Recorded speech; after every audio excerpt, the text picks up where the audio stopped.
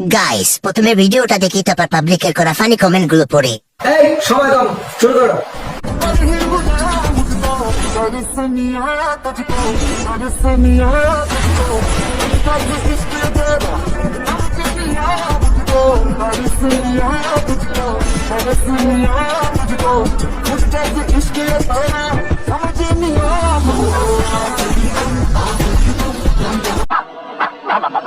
मजा आया। আমার জোলার মলমের ডিব্বাটা ভাই তো সানি লিওনের মোটকে ভার্সন লিটার কত করে চলতেছে মার্কেটে। তোমার নজর হুটা অনেক সুন্দর, ঝুলে গেল বন্ধু, রয়ে গেল টুনটুনি, ঝুলন্ত ব্রিজ।